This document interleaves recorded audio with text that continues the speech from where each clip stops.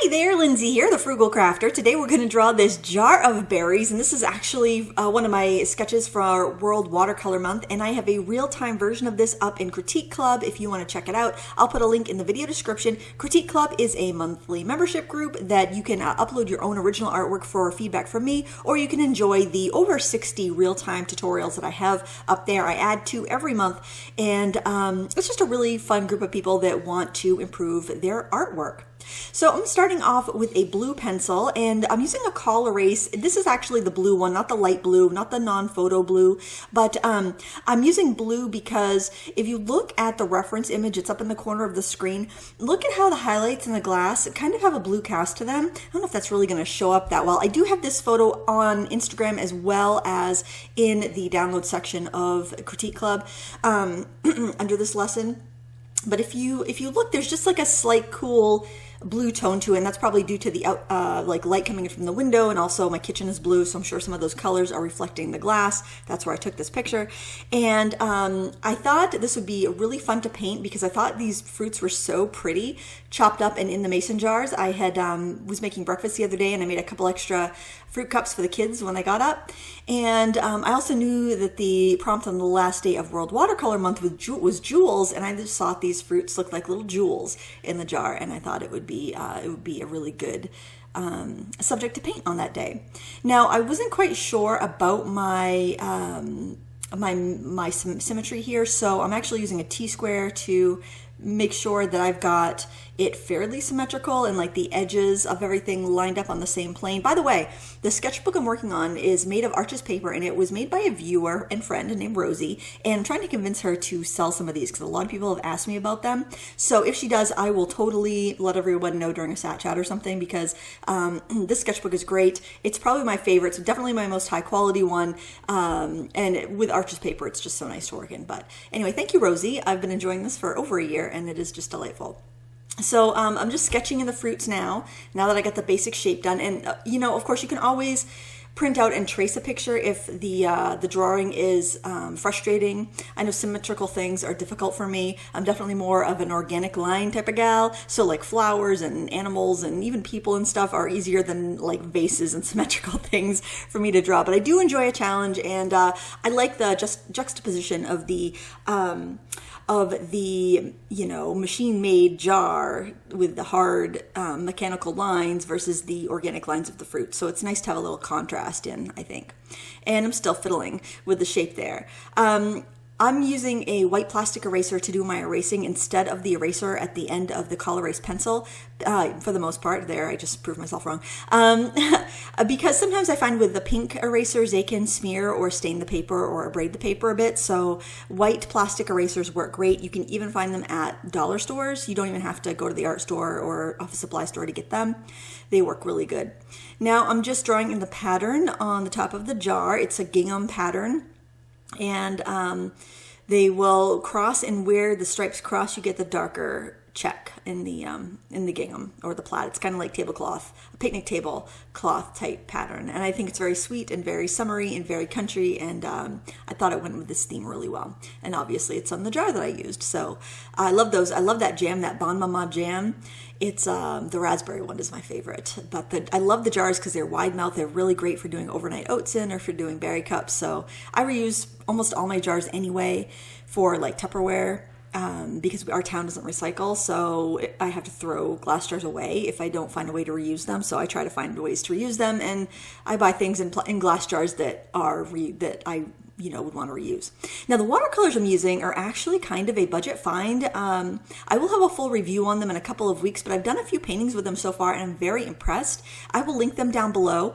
They are a tube set of 24 by the company Art Whale, and they have a pan set too, which I'm very curious about. If I enjoy the tubes, I may consider purchasing the pans to review, but and you can let me know if you're curious, if you're interested in that in the comments below, because I do try to review things that you guys are interested in, so you guys can save your money if it's no good, I guess. So I decided to put some shading on the lid first. That way, I didn't want to put the shading on after I put the red because I was afraid it might smear. Arches paper is very heavily sized, so your colors will tend to lift a little easier on it. That's what that package looks like, by the way. Looks like it's for kids, but the price of this set of tubes was $30. So I'm like, it's a little more expensive than what I would expect a budget paint to be, and there was pigment information with it. So I'm like, I think it might be kind of good. Also, the tubes are 15 mLs, and usually your budget paints are 10 or 12 mLs. So, and the tubes were metal and not plastic, and they just kind of reminded me of a few other Asian brands that are a little more higher end. So I was like, I just was, the curiosity got the best of me. There was a $5 off coupon one day, and I just snagged them. I'm like, I gotta see. I'm just too curious about that. I do love the burnt umber and ultramarine blue mix. It gives me a beautiful granulation. I get that pretty color separation that I like in the wet washes, and it's been really nice to paint with. I've really enjoyed it over the last few paintings I've done with them. So I'm not giving a final review of these paints until I've used them a little bit more, but I also want to let them dry down perfectly hard to make sure they don't crack. That's another thing I look for. That'll be a few days before I can tell if that's going to happen or not. Now, I thought it'd be fun to use this brush. It's called a Wisp. It's by Royal and Langnickel. It's one of the Zen All Media brushes. And I thought this might give me that fabric-y texture of the fabric, because obviously the lid is metal and it's printed, but it kind of has that little bit of a fabric-y look, kind of like how gingham or plaid looks. And so I thought using this Wisp brush might give me that texture that I want. So I was playing with that. I don't know I think you could probably just dry brush just as well to get that texture. But it was kind of neat. I think if it was larger, or if it was like a tablecloth and I was looking more, I had a little more room to work in, I think the texture would have been better. That brush would have been better for that. There's not as much room to work in. This sketchbook is about 5.5 by 8.5, I think. So, just to give you a little bit of scale, you can kind of tell by the size of my hand how big the sketchbook is, but just in case you were wondering, I have pretty small hands, so you might think it's larger than it is. And then I'm filling in with just a small round Taklon brush. And all brushes are not created equal. And it's so funny because sometimes you find a bargain brush that is fabulous, and other times you find one that's not from a bargain brand and it's no good. This came in a very inexpensive set of watercolors that were sent for review from the company Pagos. And the brushes that came in there, it was a very affordable set. And the brushes that came in there were really good. They're golden Taklon. They weren't like an expensive brush, but they just performed really well, and this was the little round that was in that kit. It's like probably a number 2 golden Taklon round. Generally, I find that Royal and Langnickel brushes are a really good bang for your buck. So if you look at the Zen All Media line or the Menta All Media line, those are going to be good for your Taklon brushes. And I really like the Menta watercolor line because those are all cruelty-free, no fur, they're vegan.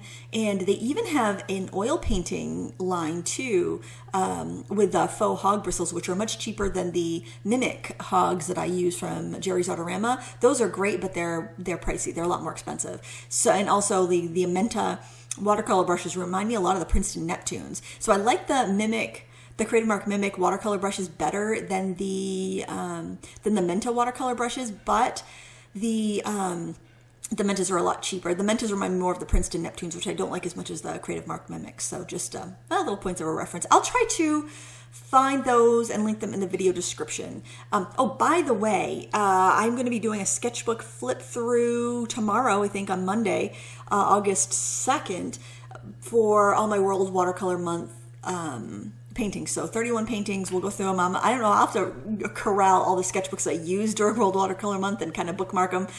So it probably won't be in day-by-day order just because I jump around so much in different sketchbooks. But in case you're curious about the prompts and what I painted for World Watercolor Month, I know they do prompts every single month. So if you wanted to do a different month and you wanted to do a watercolor painting a day, you definitely could take part anytime with Doodle Wash challenges.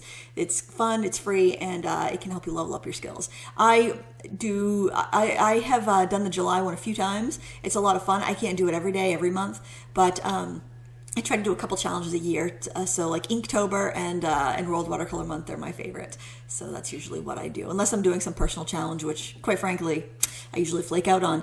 So it's nice when you have a community that's also doing a challenge because it just kind of keeps you accountable. I don't know why. we need accountability, but it does help. It helps me anyway. And I paint most every day anyway, but a lot of it is stuff I'm doing for work and not necessarily stuff I'm doing for my own personal growth and enrichment. And you got to always be sharpening the saw, or you're going to get very bored in your hobby or even in your profession. If you're professional artist or creator, it can be really easy to get stale and burnt out unless you are growing and you are seeing improvement. So there's a little tip for you. Constantly try to improve your skills no matter what you do for a profession, because otherwise you will get burnt out and bored, and it'll feel meaningless. I think that goes for anything, any sort of profession. So now I've put the first layer of watercolor down on the berries, and now I'm going in with another layer to build up some depth and build up some detail. And I'm really liking this golden Taklon brush on the Arches paper. And I think part of that is because Arches paper is rougher than typical cold press paper. Arches is kind of funny. Their hot press paper is so smooth. I don't like it. It's too smooth. It's almost like cardstock. It's so smooth. It reminds me of like a smooth cardstock or Bristol. And it's all right, but it definitely is not my favorite. I actually prefer the Paul Rubens hot press because it has just a little bit of a tooth to it. It's not so smooth. And their rough paper is super duper rough. So when I'm using their cold press paper, if I want to do detail, a really soft brush is going to skip on the hills and valleys because it's just so rough. Unless I have like a super, super wet brush, like a super wet liner or a wet dagger or something like that. And then that's fine because the paint's flowing off the brush, juicily enough. But for little details like this where I'm not going to have a fully charged brush full of paint, I need something a little bit firmer, and a golden Taklon is the way to go. And for the mangoes there, I used a little bit of brown and red mixed in with that yellow to get my darker color. So really just kind of look and see the colors. Don't just use another layer of yellow, because yellow tends to be kind of a low value color, and layering it up isn't really going to give you much contrast, whereas you can water down red and get the kind of like pale pink and coral. And then when you layer up more concentrated red, you actually can get a variation because it's a more higher value color. You can get a bigger range in one color. Blue is the same way, but certain colors, once you've laid down a mass tone, it's hard to layer up. Now, if you had a full mass tone of red and tried to layer up, you wouldn't really see the difference either. But yellow, definitely, since it's such a low value color, even full strength, it's only going to be maybe a 2 or a 3 in the value scale. You need to mix it with some other colors. And if you look in the jar, you can see how it's kind of like an orangey brown. The shadows are more of like an orangey brown color. And like if you look at the blueberries, the shadows almost look black. So I am actually kind of pushing the color a little bit to give it a little bit more body and warmth and brightness, because you got to use your artistic license sometimes and push those colors. Well, you don't have to, but I think it looks better and I like to. Now I'm down to such a little nub on this Prismacolor white that I have to use a hand sharpener or I can't use it anymore. And I can use the colored pencils in a pencil extender as long as I have like a half an inch of pencil left of unsharpened pencil. Beyond that, that's pretty much it. I do know an artist who will glue them to the ends of dowels so that she can use them to the end. Her name is Kendall Hilgis. She's a brilliant illustrator. She does have some YouTube videos. She's great. I thought that was a brilliant idea. I've never done that. I used to glue them to the end of old Prismacolors, but they stopped selling them unsharpened like in the early 2000s, so I haven't been able to do that. But you used to be able to buy like open stock Prismacolors were actually all Prismacolors were unsharpened, and you could just glue the old pencil onto the new one, and it was fabulous. But they started sharpening them. I think they started sharpening them because there's so much quality control issues when they moved their plants to Mexico. That's when they started sharpening them. I think it was probably to catch any pencils that had iffy leads that were going to break on you. That would be that's why I think they started doing it, or maybe people just got annoyed with sharpening, because it was kind of an ordeal if you bought a set of Prismacolors and you had to sharpen them all. I don't know of any pencils that sell unsharpened pencils anymore. Now that I think about it, I think they all come pre-sharpened.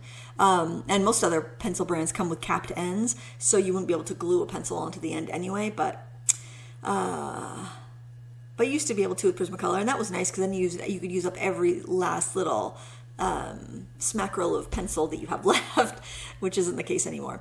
But anyway, I'm using my Prismacolors to deepen up some of the colors here. You could really use any brand. This is such a nice toothy paper. It should grab any pencil that you have. The reason I do go for Prismacolors a lot when I'm using watercolor is because they're a little bit more opaque than other pencils. Like the polychromos, for instance, are a little bit more translucent. Their oil-based pencils tend to be a little more translucent.